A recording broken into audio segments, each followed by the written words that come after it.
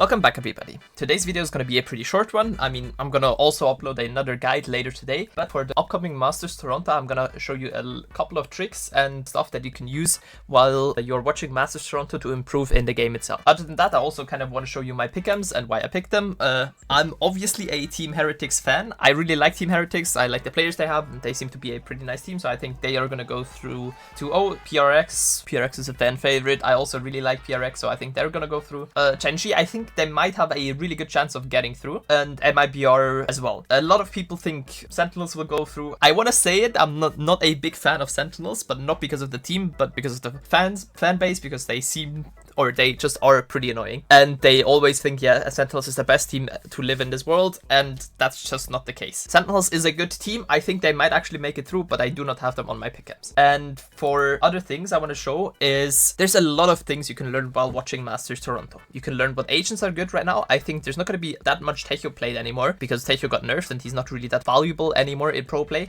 And in general, I think you're going to see a lot of Yoru, we're going to see a lot of Neon, obviously a lot of Omen again, and have a lot of interesting new team comps because of the Tejo nerfs. Also a thing, what you can do is to learn some lineups from the pros. There's a pretty good YouTube channel. I'm gonna have a link in the description below that just shows pro lineups and from where they use it. In general, I think just learning some lineups from the pros is really good because if they work in pro play, they're most likely gonna work in your ranked games as well, no matter what rank you are. Also, a thing that I think can really help you is to look at the kind of plays they make and how they play together. That is something you can do, especially if you're playing with your duo or if you're playing in a 5-stack, to kind of have a better coordination within the team. Sometimes you are even going to get some listen-ins, which kind of show you the comms they give out and what kind of information they give out to kind of improve your information game as well and help you get a higher rank. Other than that, also kind of looking at what the pathing is of the certain agents.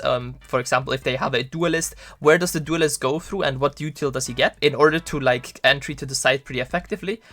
That can help you as either a initiator to give out the util that the pros are giving out to your duelist, or as a duelist as well to kind of see where you should go if you're playing a duelist to have a pretty good entry. And to end it off, I want to show you a couple of examples for that from Masters Bangkok, where you can see plays pros made that can help you in your ranked games as well. And also other plays from the regional leagues, for example, EMEA. I myself am a EMEA player, so I watch a lot of EMEA. And I think you can learn a lot from the pros and how they play the game to make your games better and improve in the game itself. Here we have a first example. This is a game between T1 and EDG from Masters Bangkok, where you can see the Breach right here is holding his stun for the person that is playing aggressively on A main. Things like that you can also do in your rank games. If you expect the enemies to push, you could just wait with some util to hold them from coming in. As you can see soon, the chat will slowly go for a peek, and then you have the Breach stun coming at the same time. Easy kill on Isu, and they have an easy time going towards the side. And here we have our second example. We can see that Hyunmin is using his TP before to get a lot more space with the Yoru ult. Like that, he can clear out a certain space of area and clear out the whole A site with just a Yoru ult, no other util used.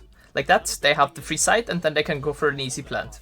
And the third example is one I showed you yesterday already. It is the combination of using a Fade ult combined with a Omen ult. Like that, you can get behind the enemies, and it is a pretty simple combination. Like that, things that you see in pro play you can also use in your game. So if you see a Fade ult coming in and you're playing an Omen, you can then TP behind the enemies depending on how many enemies you have marked. And if the Fade ult is good enough for you to have a spot where you can TP to safely without the enemies really looking at you. I know rank games are not pro play, but you can use a lot of the things that people use in pro play in a like toned down version in your rank game as well.